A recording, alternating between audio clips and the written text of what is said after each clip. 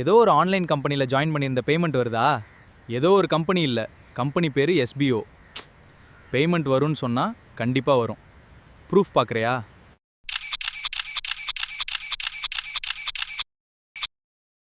Online job அப்படின்னாலே payment வராது, payment கிடைக்காது அப்படிங்கிற மாதிரி நெகட்டிவ் ரிவ்யூஸ் தான் எல்லா பக்கம் போயிட்டுருக்கோம். ஆனால் எஸ்பிஓவை பொறுத்த வரைக்கும் எல்லோரும் சொன்னது பேமெண்ட் வரும், ஆனால் டிலே ஆகும். இப்போ ஃப்ரீயாக ஜாயின் பண்ணவங்களுக்கு பேமெண்ட் கொடுத்துருவாங்க. ஏன்னா அவங்களுடைய அமௌண்ட் ரொம்ப கம்மியாக இருக்கும், 300 தான் இருக்கும், அதனால் கொடுத்துருவாங்க. ஆனால் இந்த ஓல்டு மெம்பர் இப்போ கரண்ட் டாஸ்க் ஒர்க் பண்ணிட்டவங்களுக்கு பேமெண்ட் மினிமம் 2000 ஸ்டார்ட் ஆகும். அவங்களுக்கு பேமெண்ட் வராது அப்படிங்கிற மாதிரி நிறைய பேர் சொல்லிட்டு இருந்தாங்க. ஆனால் இப்போ பார்த்திங்கன்னா ஃப்ரீயாக ஜாயின் பண்ணவங்களுக்கு உண்டான பேமெண்ட் ஆல்ரெடி ப்ராசஸ் கம்ப்ளீட் ஆகிடுச்சு. யாரெல்லாம் வித்ட்ரா கொடுத்துருந்தாங்களோ அவங்களுக்கு கம்ப்ளீட் ஆகிடுச்சு. நியூவாக ஜாயின் பண்ணவங்க இனிமேல் அடுத்த வித்ட்ரா ஆப்ஷன் ஓப்பன் பண்ணும்போது அவங்களும் வித்ட்ரா கொடுக்கலாம். இப்போ ஓல்டு மெம்பர் ஆல்ரெடி டாஸ்க் பண்ணிகிட்ருக்காங்க. சேல்ஸ் டீமில் யாரெல்லாம் இருக்காங்களோ அவங்களுக்கெல்லாம் டாஸ்க் போயிட்டுருக்கு. டெய்லி 67 ருபீஸ் அப்படிங்கிறது ஏர்ன் பண்ணிகிட்ருக்காங்க. அதில் யாரெல்லாம் 2000 ருபீஸ் ரீச் ஆகியிருந்தாங்களோ அவங்களுக்கு உண்டான வித்ட்ரா ரீசெண்டாக கொடுத்துருந்தாங்க. அந்த பேமெண்ட்டும் இப்போ கிரெடிட் ஆக ஸ்டார்ட் ஆயிடுச்சு.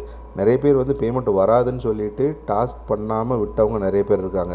எப்படி டாஸ்க் பண்ணாலும் பேமெண்ட் வரப்போகிறதில்ல அப்படிங்கிற கான்செப்டில், ஏன்னா நெகட்டிவ் ரிவ்யூ அந்த மாதிரிலாம் சொல்லும்போது அதை கேட்டு இவங்க பண்ணாமல் இருந்தாங்க. ஆனால் இப்போது லாஸ் தப்பாக சொன்னவங்களுடைய பேச்சை கேட்டு அவங்க டாஸ்க் பண்ணாதனால லாஸ் இப்போ அவங்களுக்கு தான். அவங்க ஒர்க் பண்ணி வித்ட்ரா கொடுத்துருந்தாங்கன்னா இந்நேரம் அவங்களுக்கு 2000 அப்படிங்கிறது மினிமம். அதுக்கு மேலே அவங்க ஒர்க் பண்ணியிருந்தாங்கன்னா அதுவும் கிடச்சிருக்கும். ஆனால் அதை மிஸ் பண்ணிட்டாங்க. இது ஒரு பெரிய பாசிட்டிவான விஷயந்தான்.